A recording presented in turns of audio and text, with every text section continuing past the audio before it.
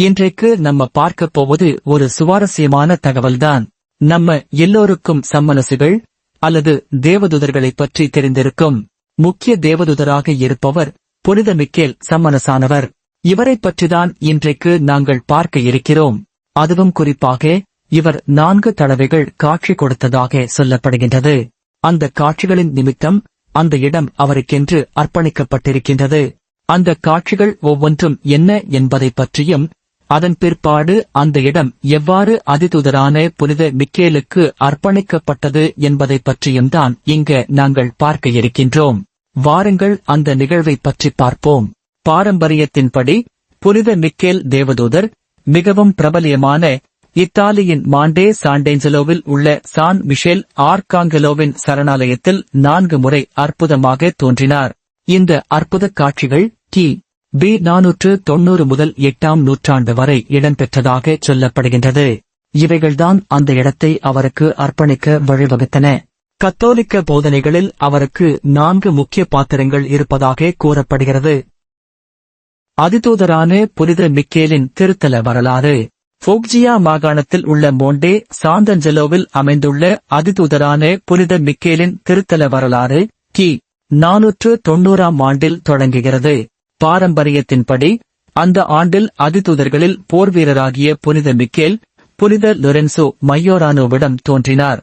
அந்தக் காட்சி நிகழ்ந்த இடத்தில் 3 ஆண்டுகளுக்குப் பிறகு முதல் திருத்தலம் கட்டப்பட்டது.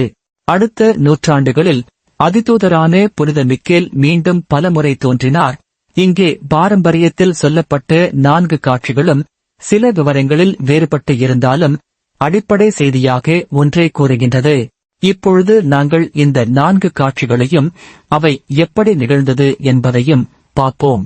முதலாவது காட்சி, காளையின் தோற்றம். அதிதூதரான புனித மிக்கேலின் முதல் காட்சியின் பிறகு இன்றைய மோண்டே சாந்தஞ்சலோ திருத்தலம் அமைந்த இடம் டெல் டோரோ என்று அழைக்கப்பட்டது. ஒரு செல்வந்த நில உரிமையாளர் தன் சிறந்த காளையை தொலைத்து அதை தேடி ஒரு குகைக்கு சென்றார். அந்த காளை அந்த குகைக்குள் நின்றது. அந்த செல்வந்தர் அந்த குகைக்குள் செல்ல முயன்றார். ஆனால் ஒரு மர்ம சக்தியால் அவரால் அந்த குகைக்குள் நுழைய முடியாமல் இருந்தது. அவர் ஒரு அம்பை எடுத்து அந்த காளையை நோக்கி எய்தார். ஆனால் அந்த அம்பு திரும்பி வந்து அவரையே காயப்படுத்தியது. சில பாரம்பரியங்களில் அவர் விழும்போது எரிகின்ற வாளோடு நிற்கும் ஒரு போர்வீர தேவதூதனை, அதாவது அதிதூதரான புனித மிக்கேலை அவர் கண்டதாக கூறப்படுகிறது. அவர் உடனே ஆயர் லொரென்சோ மையோரானோவிடம் சென்று இதை அறிவித்தார். ஆயர் 3 நாட்கள் அதிதூதரான புனித மிக்கேலிடம் பிரார்த்தனை செய்யுமாறு மக்களுக்கு அழைப்பு விட்டார். 3ஆம் நாள் இரவில் அதிதூதரான புனித மிக்கேல் ஆயர் அவரின் கனவில் தோன்றி அதிசயத்தை உறுதிப்படுத்தி அந்த குகையை தமக்கு அர்ப்பணிக்குமாறு கூறினார். 2வது காட்சி வெற்றியின் அடிப்படையில் அமைந்தது. இதனால்தான் 2வது காட்சி வெற்றியின் காட்சி என்று அழைக்கப்படுகிறது. லொம்பார்டுகள் மற்றும் பைசந்தியர்கள் இடையே போர் நடைபெற்றது.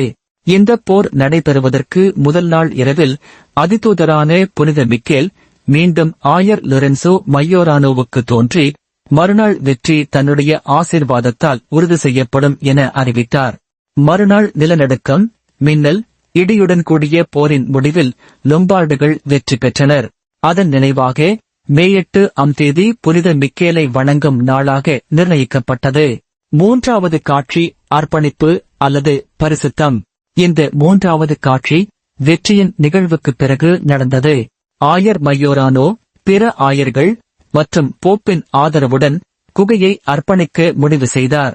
ஆனால் அதை எவ்வாறு செய்ய வேண்டும் என்பது அவருக்கு தெளிவாக இருக்கவில்லை. அப்போது அதிதூதரான புனித மிக்கேல் மீண்டும் தோன்றி, இந்த இடம் ஏற்கனவே என் இருப்பால் பரிசுத்தமானது, மனித அர்ப்பணிப்பு தேவையில்லை என்று கூறினார். ஆயர்கள் அந்த இடத்துக்கு சென்றனர். அது கடும் வெயில் காலம். ஆனால் அதிசயமாக சில கழுகுகள் தங்கள் சிறகுகளால் அவர்களை நிழலிட்டன. அங்கு ஒரு கல் பலிபீடம், துணி, சிலுவை இருந்தது. அதிசயமாக அதிதூதரான புனித மிக்கேல்தாமே அந்த இடத்தை அர்ப்பணித்திருந்தார். மேலும் கல்லில் அவரது காலடிச்சுவடு காணப்பட்டது. 4வது காட்சி பிளே அல்லது மரணம். 4வது காட்சி இவ்வாறு நிகழ்ந்தது. போப் புனித கிரகோரி தி கிரேட்டுக்கு இந்த புதுமை கிடைத்தது. ரோமில் பிளேக் பரவிய போது அதிதூதரான புனித மிக்கேல் அவருக்கு தோன்றி நோயின் முடிவை அறிவித்தார். கனவில் கிரெகோரி புனித மிக்கேலை மோல் ஆட்ரியானா என்ற உயரத்தில் கண்டார். அதிசயம் நனவான பின் போப் கிரெகோரி அந்த இடத்தின் பெயரை காஸ்டல் சந்தஞ்சலோ என மாற்றினார்.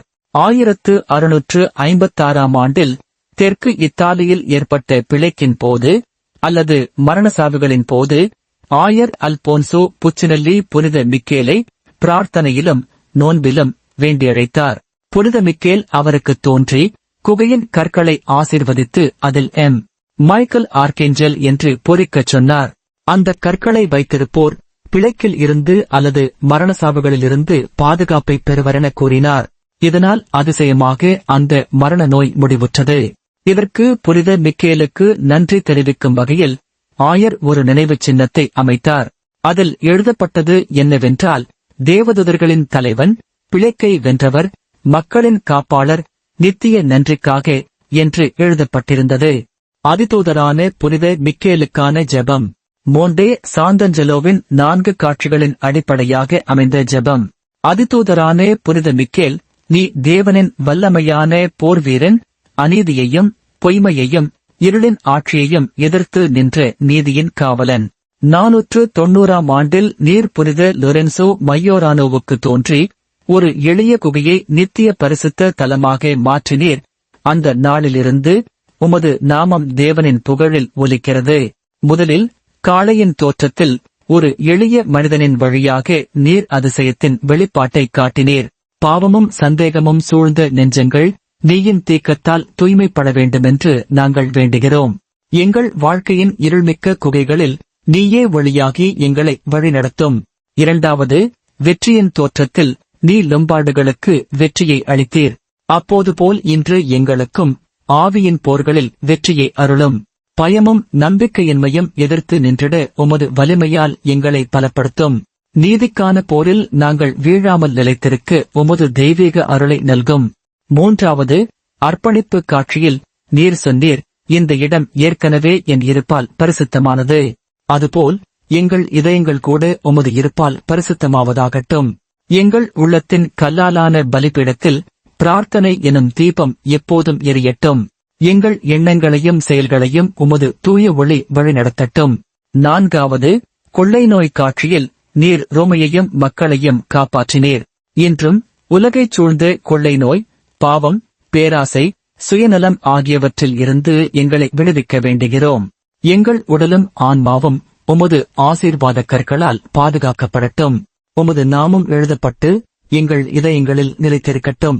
அதிதூதரான புனித மிக்கேல், நீ தேவனின் வலது கரமாக பிசாசை துரத்தும் தெய்வீக வாழ் போல எங்கள் வாழ்வில் நீதியை நிலைநிறுத்தும் காவலனாக இரும். போரின் நடுவிலும் வலியின் நேரத்திலும் நீயே எங்கள் நம்பிக்கை. எங்களை வழிநடத்தி தேவனின் ராஜ்யத்தில் நித்திய அமைதிக்கு கொண்டு செல்லும். ஆமென். இந்தச் செய்தி உங்களுக்கு பிடித்திருந்தால் இந்த சேனலை சப்ஸ்கிரைப் செய்யுங்கள். அத்தோடு லைக் பண்ணுங்கள். உங்களுக்கு வேண்டியவர்களோடு இந்த செய்தியை ஷேர் செய்யுங்கள். இதை கேட்கின்றவர்களுக்கும் இதன் மூலம் நன்மை கிடைக்கட்டும். நன்றி.